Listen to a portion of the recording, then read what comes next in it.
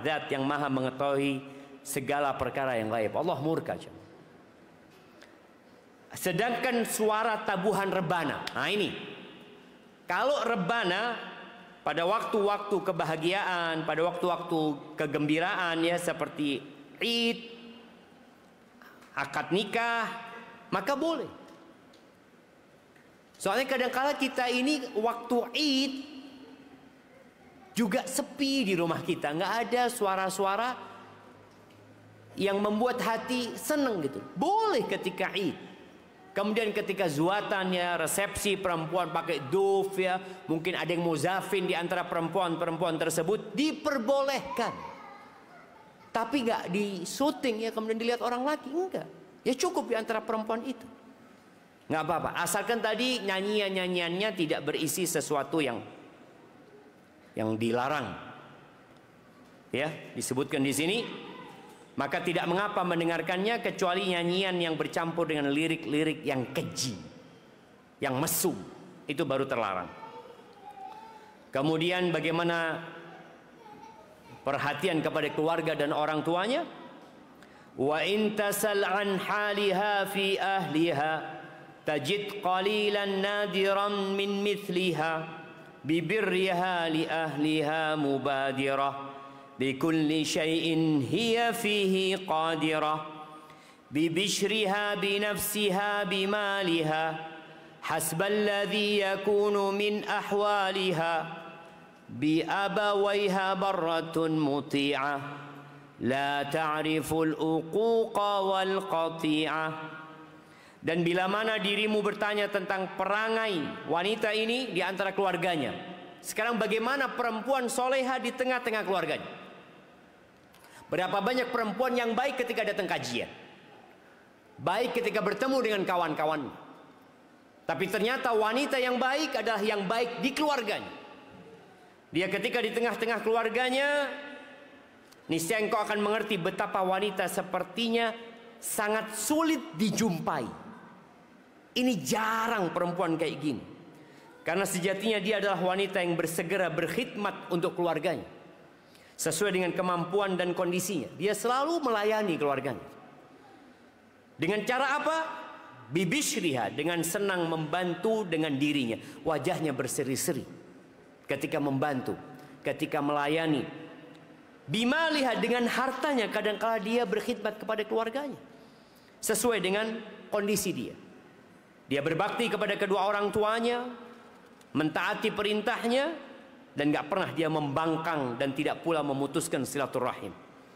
Itu di keluarga intinya. Bagaimana perempuan ini di tengah-tengah saudara-saudarinya? Disebutkan qad waqqarat ikhwataha al-kibara wa rahimat ikhwataha as-sighara sawa'un al-inathu wadh-dhukuru minha jami'u ahliha masruru. Dia menghormati kakak-kakaknya. Dia menghormati yang besar. Kakak-kakaknya dihormati, adik-adiknya disayangi. Baik itu yang perempuan atau yang laki-laki. Semua gembira dengan perempuan ini. Maka ini menjadi bahan evaluasi. Apakah keluarga kita, apakah kakak-kakak aku, adik-adikku itu senang sama aku? Mereka ridha sama aku? Atau ada di antara mereka yang tidak suka dengan perangaiku?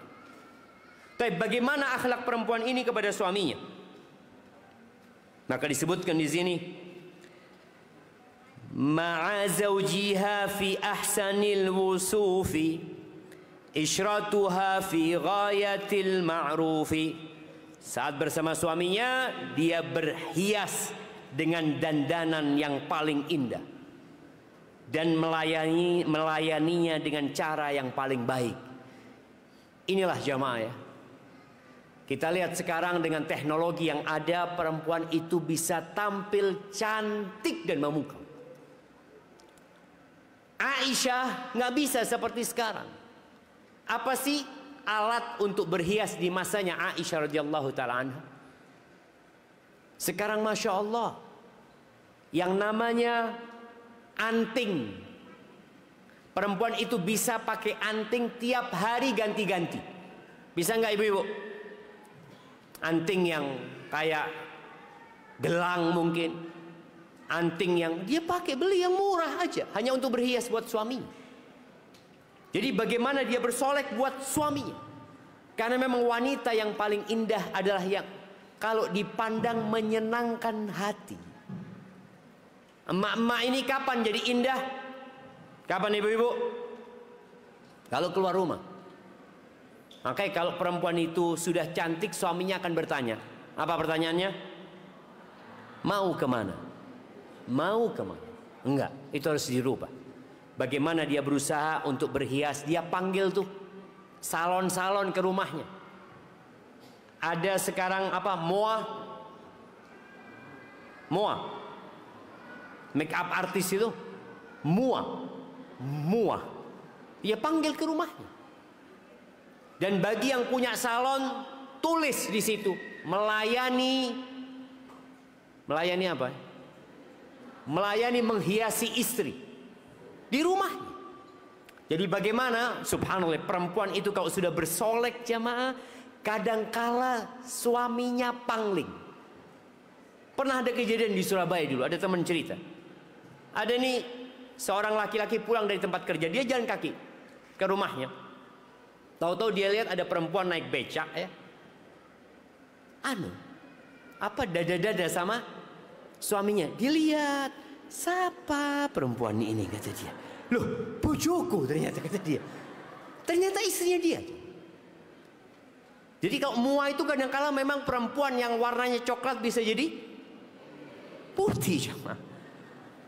Baik, jadi dia berhias melayani suaminya. Kemudian in qala qawlan lam tukhalif amran warihuha dauman yafuhu itra. Jika suaminya berkata maka dia tidak pernah membantahnya, tubuhnya senantiasa harum dan wanginya begitu semerbak. Nih, jadi perempuan ini sebelum suaminya pulang hendaklah dia mandi ya, pakai sabun wangi, kemudian pakai parfum. Kalau belum wangi, siramkan parfum ke dirinya. Karena ada perempuan yang memang jamaah aromanya nggak enak, maka boleh jadi masalahnya di dalam tubuhnya. Sekarang alhamdulillah bisa minum apa? Minum sirih ya, atau apa. Maka berusaha dia untuk menjaga aroma wangi tubuhnya. Karena laki-laki kalau sudah mencium aroma kecut umpamanya, ya hilang semua hasratnya nanti aja. Ya mungkin ya. Tapi mungkin ada seorang wanita yang mengatakan enggak Ustaz, suami anak kecut pun seneng Ustaz. Ya sudah terserah gitu. Tapi yang jelas sebenarnya laki-laki semua suka dengan yang wangi-wangi ya. Kemudian talqahu bil bishri wa bit tarhibi fi baitiha an-nadhifi dzit tartibi. Dia sambut suaminya dengan penuh kehangatan dan sukacita di rumahnya yang bersih dan rapi. Jadi tolong sebelum suaminya datang rumah sudah rapi, bersih, dia juga sudah wangi, disambut dengan senyum ya. Dan jangan mengeluh sama suami. Jangan pertama suami datang langsung mengatakan, "Bang, engkau tahu bang, ada masalah." Baru datang ada masalah.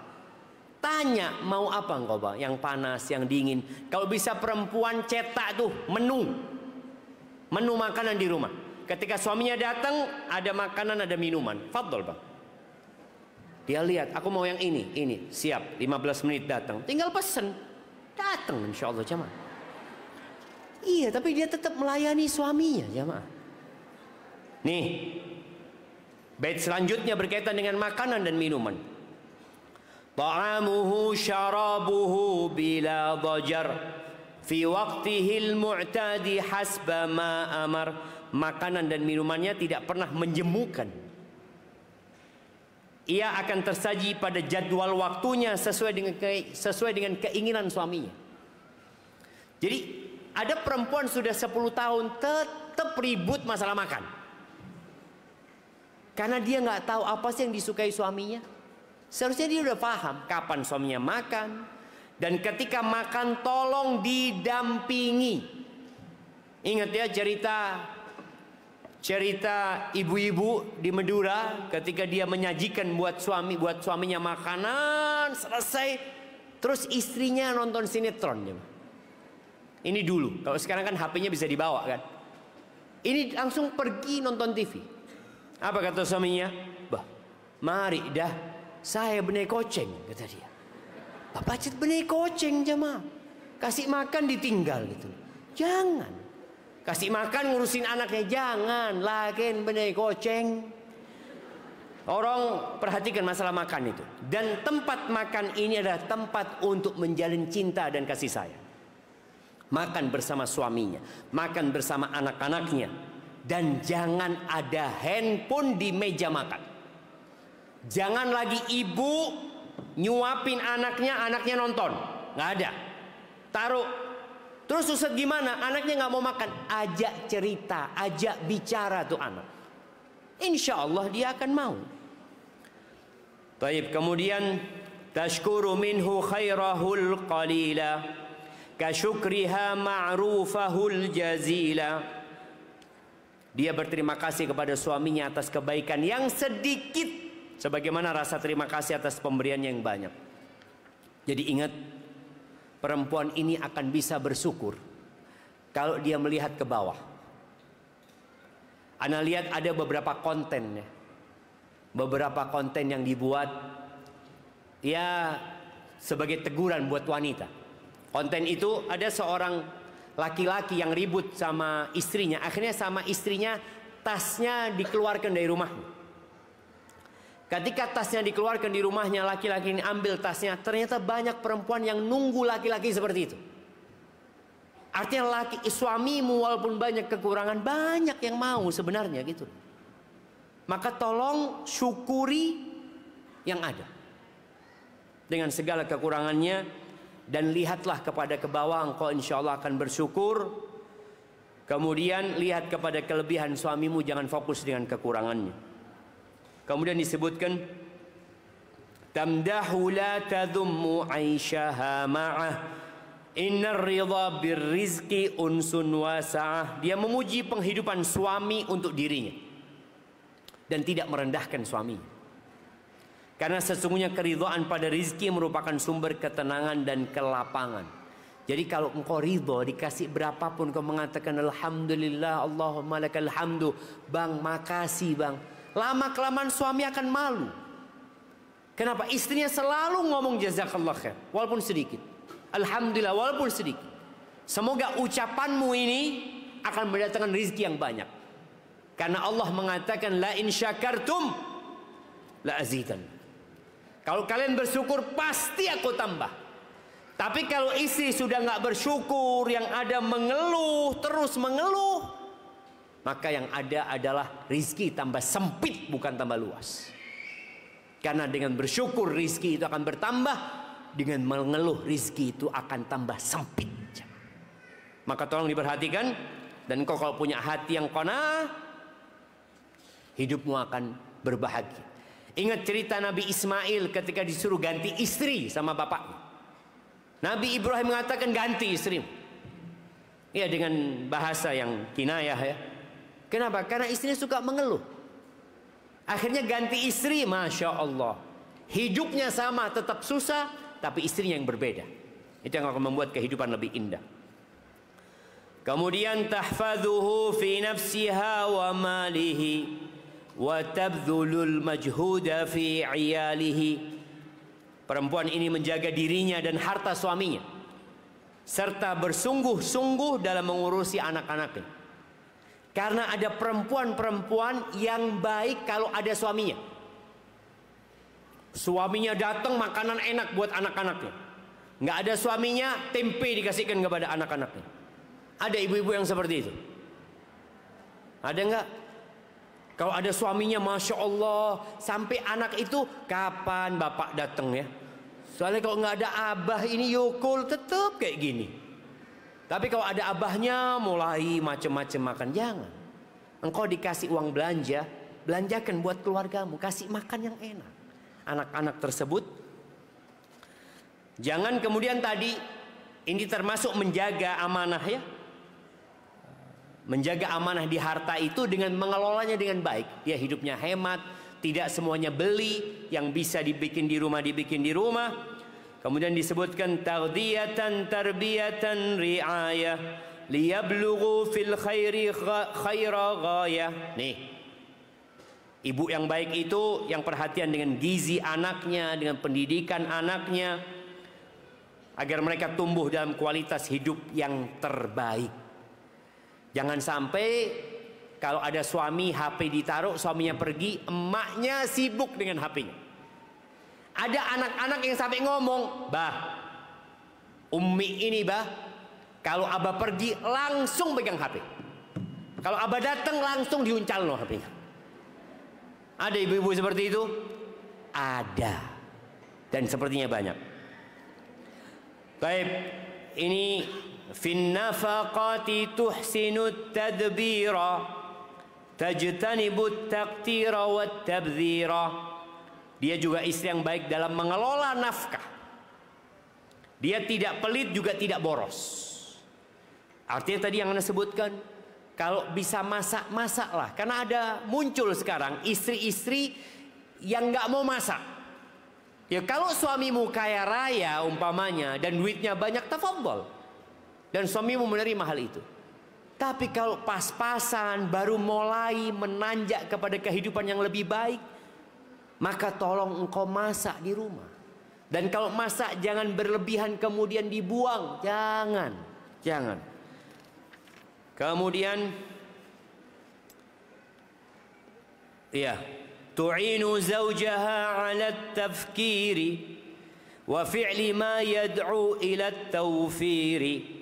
Fal-malu khairun lilladhi yabghi bihi qiyama halin wa ridha'a rabbih. Istri ini membantu suaminya untuk berfikir dan melakukan apa yang bisa dikerjakan untuk berhemat. Membantu suaminya cari rizki dengan istighfar. Membantu suaminya agar rizkinya lebih berkah dengan bertakwa kepada Allah dan bertawakal. Ingat, harta itu adalah karunia baik bagi mereka yang ingin membangun kehidupan dan menggapai ridha Rabbnya. Wa in da'aha nahwahu lam ta'tadhir minhu li syughlin bal li amrin dhi khatar. Dan apabila suami memanggilnya untuk berhubungan urusan ranjang nih, dia tidak menolaknya meski sedang mengerjakan kesibukan, kecuali jika membahayakan. Beda lagi. Tapi kalau dia sibuk masak ngurusin anak, titipkan anaknya ke tetangga. Sahih.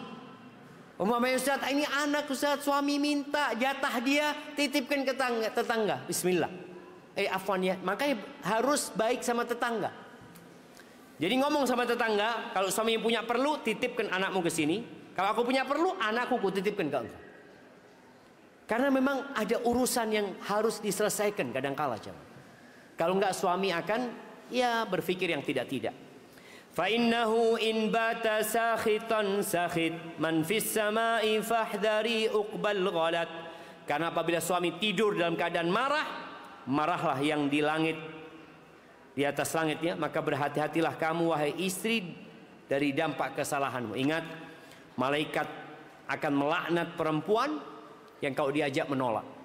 Dan Nabi SAW menyebutkan wa in kanat 'ala tanur, walaupun perempuan sedang berada di atas tungku, sedang masak, dipanggil sama suaminya tinggal. Sekarang tinggal dimatikan jemaah. Kalau dulu tungku itu kalau dibiarkan akan membuat gosong ya makanannya. Kemudian kalau ada konflik bagaimana dia menyikapi? Wa in takun mushkilatun jasimah tahulluha bin nadratil hakimah in hiya kanat mansha'al ishkali wasirra fi taghayyuril ahwali i'tadharat bi ahsanil maqali والعذر مقبول لدى الرجال. Jika timbul permasalahan yang besar dalam keluarga, maka hendaklah dia selesaikan dengan pandangan yang penuh kebijakan. Biasanya perempuan kalau ada masalah apa yang dilakukan? Pulang. Iya. Dia akan mengatakan ceraikan aku. Kayaknya kita nggak bisa lagi bersama bang. Capek aku bang. Lelah bang. Wes pegatan aku bang. Banyak omongan. Jangan perempuan. Jadi perempuan itu yang meminta cerai tanpa alasan yang syar'i, dia nggak akan mencium bau surga. Maka tolong masalah yang bisa diselesaikan walaupun besar, gunakan akalmu. Minta pertolongan Allah Azza wa Jalla. Kalau ternyata masalahnya dia, minta maaf dia. Dan perempuan ini sulit minta maafnya. Betul ibu? Kalau belum nikah, angan-angan lah insya Allah Ustaz. Anak kalau punya salah, anak akan minta maaf.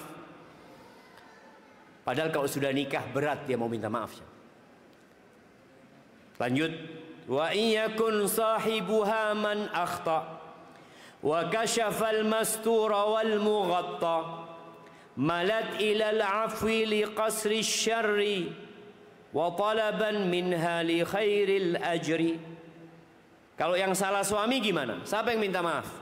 Ya seharusnya suaminya. Tapi kalau suami tidak minta maaf, di sini wanita penghuni surga dia yang akan minta maaf. Apa tujuannya? Demi menghindari pertikaian, demi menyelamatkan rumah tangganya, demi menjaga anak-anaknya dan mencari pahala di sisi Allah Azza wa Jalla. Kata Nabi alaihi salatu wassalam, "Ala ukhbirukum binisaikum min ahlil jannah." Kalian mau enggak aku kasih tahu istri-istri kalian penghuni surga? Al-wadudul walud al-aud ala zawjiha. Dia adalah wanita yang pecinta, penuh dengan cinta. Wanita yang subur, yang banyak anaknya. Wanita yang suka kembali kepada suaminya. Simak hadis ini ya. Ini penjelasan Nabi alaihissalatu wassalam. Beliau mengatakan, "Idza adat au udhiyat."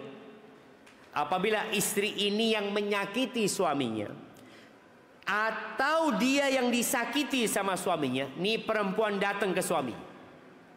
Kemudian dia mengambil tangan suaminya sambil mengatakan, "Wallahi la adzuqu ghamdan hatta tarda." Aku nggak akan memejamkan mata sampai kau ridho. Dan ternyata sedikit wanita penghuni surga itu, karena sulit melakukan hal ini ya. Wa iyakun fi samtiha fasadu lidiniha aw syarruhu yazdadu. Walam tajid hallan fa'indal uqala min ahlihim tafsilu ma qad ashkala. Apabila diamnya istri menyebabkan kerusakan dalam agamanya atau menyebabkan keburukan suaminya semakin bertambah. Kadang-kala istri diam sudah, dia nggak mau ribut sama suami, dia diam, tapi akhirnya saling diam atau keributan terus bertambah. Maka kadangkala kita perlu mencari mediator dari lain. Artinya para wanita kalau ada masalah, jangan serta-merta diceritakan ke orang tua. Jaga. Insya Allah masalah itu bisa diselesaikan selama belum keluar dari rumah. Tapi kalau masalahnya besar dan tidak mungkin diselesaikan, baru minta pertolongan dari orang lain. Sebagaimana firman Allah di surat An-Nisa ayat 35. Nanti dilihat. Itu berkaitan dengan urusan masalah di rumah tangganya. Jangan cerita sama orang-orang kecuali orang-orang yang amanah dan dapat memberikan solusi. Jangan kemudian buat status ya, yang hanya akan memperkeruh masalah. Kemudian tusahibun nisa'u ahlal fadli wad-dini wal ilmi dhawatil aqli. Nih kalau berteman, bertemanlah dengan wanita yang mulia, yang agamanya baik, yang berilmu dan bijaksana. Tufidu minhum hikmatan tazinuha wa khibratan fi aishiha tu'inuha. Nih lihat, kalau dia berkawan dengan kawan-kawan yang nggak berilmu, yang kerjanya cuma nongkrong, ghibah sana ghibah sini, dia tidak akan mendapatkan pengalaman yang baik, nggak akan tambahan ilmu, dia cuma dapat dosa. Jadi majalisun khalat anil athami wartafa'at an saqitil kalami tanazzahat an ghibatin dhamimah wassa'i bil ifsadi wan namimah. Dia cari perkumpulan yang jauh dari kemaksiatan, dari perkataan yang tidak berguna, tidak ada ghibah di dalamnya, tidak ada kezaliman dan adu domba. Jadi teman yang baik itu insya Allah akan mengajak kepada kebaikan. In hadarat haflan wa fihi munkar fa innaha tunkiruhu law taqdiru wa in takun ajizatan fatansarif kay la takuna fi idadil muqtarif. jika wanita ini menghadiri suatu acara yang terdapat kemungkaran di dalamnya, maka hendaklah dia merubah kemungkaran tersebut. Ngasih tahu, ngasih nasihat. Tapi kalau nggak bisa, ya udah pulang aja, supaya dia tidak termasuk orang yang berbuat dosa tadi. Bagaimana ketika menghadapi musibah? In maridat aw annasat aw ghairu dhalik asabaha mimma yakunu min adha. Bismillah. Sekiranya wanita ini sakit atau tak kunjung dilamar, dia jadi imma janda yang semakin tua nggak ada yang melamar dia, imma jadi perawan tua, atau apapun musibah yang menimpanya. Apa yang dia lakukan? Istabarat wahtasabat ma qad jara fama yusibul abda khairun law dara. Dia bersabar dan mengharap pahala dari apa yang telah terjadi. Sabar dan berharap pahala. Bukan hanya engkau yang kena musibah, banyak orang-orang di luar sana pun banyak musibah yang menimpa mereka. Maka sabar dan berharap pahala. Kemudian boleh jadi yang menimpa dia lebih baik buat dirinya daripada kalau dia menikah, daripada kalau dia selamat dari musibah tersebut. Bisabri wad du'ai wal ihsani min rabbiha tastajlibul amani qad hasunat bi rabbiha dhununuha law dhahabat min huzniha uyunuha. Dengan kesabaran, doa dan berbuat kebaikan, ia meraih harapan-harapan dari Rabbnya. Dia senantiasa berbaik sangka sama Allah. Kenapa ya suamiku kok kayak gini? Kenapa kok aku nggak nikah sampai sekarang ya Allah? Dia terus berbaik sangka sama Allah. Dan meskipun air mata mengalir ya, atau menghilangkan penglihatannya karena duka ya, seperti Nabi Yakub ya, sampai nggak bisa ngelihat ya karena kesedihan beliau, maka insya Allah akan ada pahala yang besar yang Allah berikan ya. Tartaqibum bilaja fajril amal min rabbi hadhil judi wat tafadduli innal qunuta sya'nu ahlil kufri kama ata fi ayatin fil hijri. Dia senantiasa menanti fajar harapan dari Rabbnya. Jadi para jamaah ya, malam itu walaupun panjang pasti akan ada fajar yang menyingsing. Badai itu walaupun datang pasti badai itu akan pergi dan meninggalkan. Maka tolong sabar nunggu badai itu pergi, karena badai pasti berlalu ya. Dan ya, di mana ada badai yang tidak pernah berlalu? Semua badai berlalu. Dan jangan pernah putus asa, karena putus asa itu adalah kebiasaan orang-orang kafir jemaah ya. Kemudian dia berhusnudzon tadi sama Allah Azza wa Jal. Dia menunggu solusi sebagaimana Nabi Yakub menunggu ya. Kemudian yang terakhir, dilanjutkan apa enggak?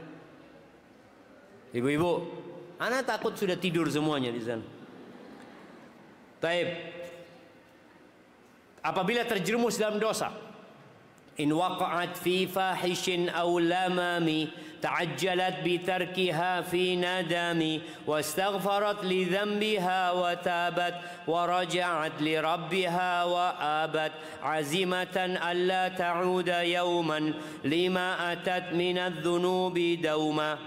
Jika dia terjerumus ke dalam perbuatan keji dan dosa kecil, maka dia bersegera meninggalkan dengan penuh penyesalan. Dia memohon ampun dan bertobat kembali kepada Allah, dan dia bertekad untuk tidak pernah kembali mengerjakan dosa-dosa yang telah dilakukan selamanya. Tapi Anda mau bertanya, sebutkan syarat-syarat tobat. Nah,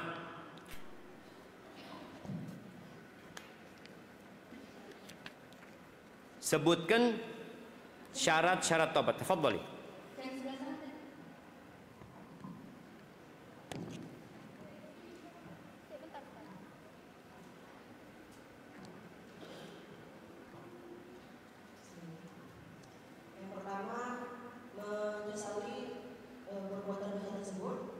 Yang pertama menyesali.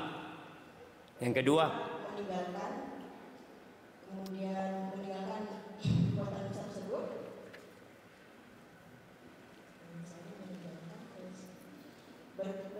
bertekad untuk tidak mengulanginya lagi. Barakallahu fiik. Kemudian apabila dosa tersebut berkaitan dengan manusia, maka kita mencari ridho terhadap manusia tersebut, maksudnya meminta maaf kepada manusia tersebut. Meminta maaf kalau itu harta yang diambil dikembalikan. Siap. Barakallahu fiik. Ya, itu adalah syarat-syarat tobat, dan jangan menunda-nunda tobat. Jangan menunda-nunda tobat. Kadang-kadang ada orang yang mau minta maaf nantilah Idul Fitri aja mau minta maaf. Apakah ada jaminan engkau sampai Idul Fitri umurmu? Jadi wa kullama 'adat li dzambin sara'at li taubatin li rabbiha warajat. Bagaimana kalau dia kembali berbuat dosa, kembali berbuat dosa lagi, dan terus dia bertobat? Jangan ditunda. Artinya kadang-kadang ada orang mengatakan, Ustaz, ana berbuat dosa lagi, Ustaz. Asalkan dijamak tobatnya nanti. Jangan. Hari ini berbuat dosa, hari ini bertobat. Kan boleh jadi anak besok terjerumus lagi. Besok kau nggak tahu akan hidup atau tidak. Maka usahakan engkau tidak memejamkan mata kecuali sudah tobat dari dosa-dosa hari itu ya. Kemudian wastatarat bisiti rabbiha laha. Jadi memohon agar Allah menutupi aibnya, dan dia juga jangan menyebarkan aib-aibnya kepada orang lain, apalagi buat orang yang akan melamar. Nggak perlu dia ceritakan aib-aibnya, sebagaimana difatwakan oleh para ulama berkaitan dengan hal ini ya. Jadi kecuali ada aib yang berkaitan dengan kesehatan dirinya nantinya, yang kalau dia nggak cerita, boleh jadi suaminya nanti akan menceraikan dirinya, ya silahkan disampaikan berkaitan dengan kesehatan dirinya. Tapi kalau bicara dosa-dosa dan kau sudah bertobat, nggak perlu kau cerita. Barakallahu fikum. Kemudian penutup, wa tamma ma aradtu nadbahu huna walhamdulillahi ala nailil muna. Wa in badat ziyadatun 'alaiha nafi'atun adhaftuha ilaiha thumma as-salatu ba'du wassalamu 'ala an-nabiyil mustafa al-khitamu. Beliau mengatakan ya, Al-Haddad ini, sempurnalah apa yang saya susun. Selesai sudah yang beliau susun dalam bait-bait ini. Alhamdulillah, segala puji hanyalah milik Allah atas tercapainya harapan ini. Dan jika ada lagi tambahan nasihat yang bermanfaat, maka ini akan saya tambahkan kembali. Kemudian salawat dan salam semoga senantiasa tercurah kepada Nabi Muhammad sallallahu alaihi wasallam, sang penutup para nabi. Barakallahu fiik. Itu bait-bait khairun nisa yang sudah kita kaji pada kesempatan kali ini. Semoga kita bisa mengamalkannya, bukan hanya mendengarkan dan mengkajinya. Karena ingat, ilmu itu baru bermanfaat kalau diamalkan dengan ikhlas lillahi ta'ala. Taib, ya ana lebih 11 menit ya, mohon maaf. Ana kembalikan ke moderator kita, Ustaz, tafadhal. Apa acara selanjutnya? Kalau nggak salah break kita ya.